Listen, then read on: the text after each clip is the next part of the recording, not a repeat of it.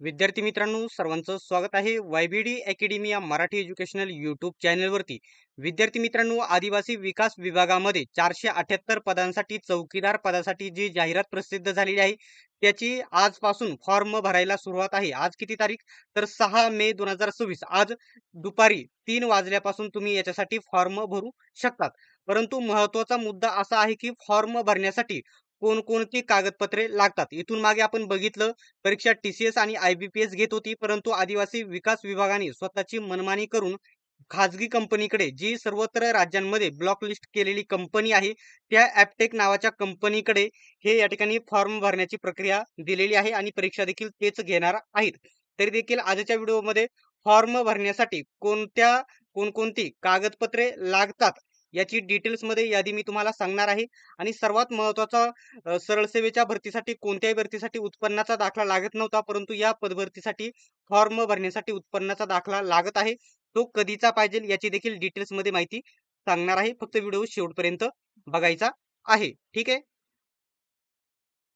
विद्यार्थी मित्रांनो, जी ही फॉर्म भरण्याची प्रोसेस आहे थोडी किचकट पद्धतीची असल्यामुळे कोणालाही जर कमी पैशामध्ये घर बसल्या हा ऑनलाईन फॉर्म भरून घ्यायचा असेल तर बघू शकता 8108570665 या नंबरवर तुम्ही फक्त व्हॉट्सअप करून फॉर्म भरायचा आहे आदिवासी विकास विभागाचा असा मेसेज करायचा आहे. तिकडून तुम्हाला कागदपत्रांची यादी पाठवली जाईल, पेमेंट वगैरे सर्व माहिती सांगितली जाईल आणि तुम्ही घर बसल्या हा फॉर्म भरून घेऊ शकता. ठीक आहे. आता कागदपत्रे कोणकोणती लागतात ना, हे मी तुम्हाला इथे सांगणार आहे. ठीक आहे. 1 मिनिट. इथं बघितलं. आता ही भरती काय आहे? 10वी पासवरती. 10वी पासवरती ही भरती आहे. तुमच्या या ठिकाणी 10वीचं गुणपत्रक म्हणजे बोर्ड सर्टिफिकेट लागणार आहे. कारण तो दिनांक तुम्हाला तिथे टाकावा लागणार आहे. कोणत्या वर्षी पास झाले, कोणत्या महिन्यामध्ये. 10वीचं तुम्हाला लागणार आहे, फक्त 10वीचं. तुम्ही शिक्षण कितीही झालं असेल, परंतु तुम्ही फक्त जर 10वीची माहिती टाकली तरी देखील चालणार आहे. 10वी, 12वी, पदवी जेवढं शिक्षण झालेलं आहे तेवढं या ठिकाणी गुणपत्रक व प्रमाणपत्र तुम्हाला तिथे फॉर्म भरण्यासाठी लागणार आहे. दोन्हीपैकी एक असेल तरी देखील चालणार आहे. ठीक आहे. गुणपत्रक. त्याच्यानंतर तुमचा परमनंट चालू मोबाईल नंबर जो आहे तोच तुम्हाला इथे टाकायचा आहे, जेणेकरून पुढे या ठिकाणी काही एस-एम-एस वगैरे, ईमेल वगैरे येतात ते लागणार त्याच्यासाठी. त्याच्यानंतर तुमचा एकच कंटिन्यू चालू असलेला email ID. Email ID, permanent email ID आणि परमनंट मोबाईल नंबर इथे तुम्हाला फॉर्म भरण्यासाठी लागणार आहे. त्याच्यानंतर आधार कार्ड क्रमांक त्यात ते तुम्हाला टाकायचा आहे. काय टाकायचं आहे? आधार कार्ड क्रमांक टाकायचा आहे. तुम्हाला जो बरोबर आहे तुमचा बरोबर टाकायचा आहे, कारण त्याच्यावरती सर्व असणार आहे आणि सर्व माहिती ईमेल आयडी वरती असणार आहे. ईमेल आयडी आणि तुम्हाला जो पासवर्ड टाकायचा आहे तो तुम्ही तिथे टाकू शकता. फॉर्म कसा भरायचा त्याच्यावरती डिटेल आपला व्हिडिओ येऊन जाईल. आता तुम्हाला सांगितलं मोबाईल नंबर, 10वी, 12वी, पदवी जेवढे शिक्षण झालेले आहे ते प्रमाणपत्र, तुमचे रिझल्ट वगैरे, मोबाईल नंबर, ईमेल आयडी, आधार कार्ड, तुमचा संपूर्ण पत्ता तो तर आधार कार्डवरती असणार आहे. तुम्ही बरोबर योग्य टाकायचा आहे. आता तुम्हाला जो जातीचा दाखला असणार आहे, सेंट्रल लेव्हलचा असो, स्टेट लेव्हलचा असो, कोणताही जातीचा दाखला, एस-सी, एस-टी, ओबीसी ज्यांना आहे तो कंपल्सरी जातीचा दाखला तिथे लागणार आहे. आता जात पडताळणी प्रमाणपत्र कंपल्सरी, हे कंपल्सरी आहे का? तर नाही.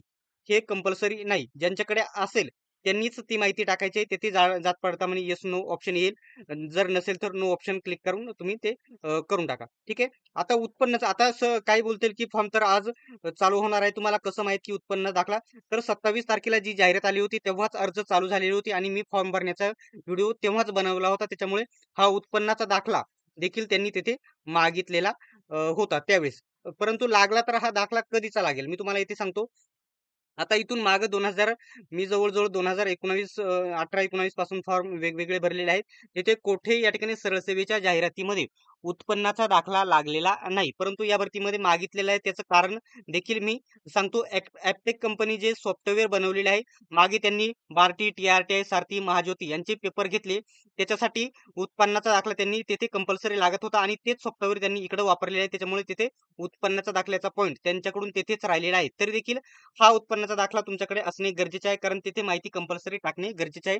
तुमचं उत्पन्न किती आहे ते टाकायचं आहे आणि त्याचा क्रमांक किती आहे तो टाकायचा आहे. परंतु हे कधीच लागेल?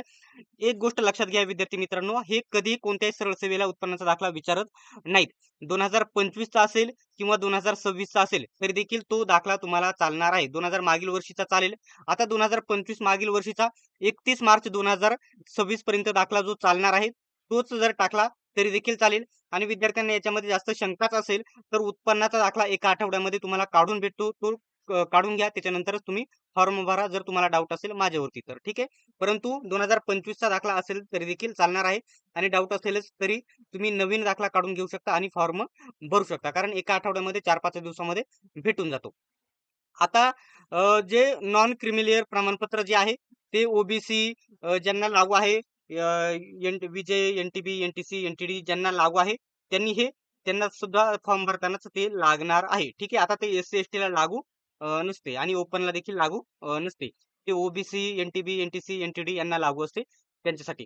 तुमचा या ठिकाणी फोटो आणि सही लागणार आहे फॉर्म भरतेवेळी. फोटो कोऱ्या कागदावरती एकदम चांगले क्लिअर अक्षरामध्ये सही आणि फोटो तुमचा लागणार आहे. त्याच्यानंतर डाव्या हाताचा थंब इम्प्रेशन म्हणजे तुमचा थंब, अंगठ्याचा थंब असतो आपण शाईने उठवतो. त्याचा एकदम क्लिअर फोटो काढायचा आहे आणि तो अपलोड तिथे करायचा आहे कोऱ्या कागदावरती. आणि पुढे आहे डिक्लेरेशन. त्याला आपण घोषणापत्र देखील म्हणतो. ते तुम्हाला जाहिरातीमध्ये दिलेले आहे त्यांनी.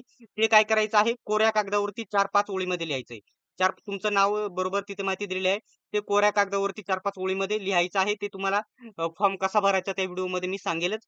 आणि पूर्ण माहिती लिहून झाल्याच्या नंतर इथं खाली तुमची सही करायची आहे आणि त्याचा फोटो काढून अपलोड करायचा आहे. अशा प्रकारचे एवढे कागदपत्र तुम्हाला फॉर्म भरण्यासाठी लागणार आहे. याच्या व्यतिरिक्त कोणत्याही प्रकारची कागदपत्रे लागणार नाही. फॉर्म कसा भरायचा न चुकता याच्यावरती डिटेल्समध्ये रात्री 9 वाजता आपला व्हिडिओ येईल. तो बघा, त्याच्यानंतर फॉर्म भरा म्हणजे कोणत्याही प्रकारची चूक होणार नाही. ठीक आहे. सर्वांनी व्हिडिओ शेवटपर्यंत बघितल्याबद्दल धन्यवाद. आपण भेटूयात नेक्स्ट व्हिडिओमध्ये.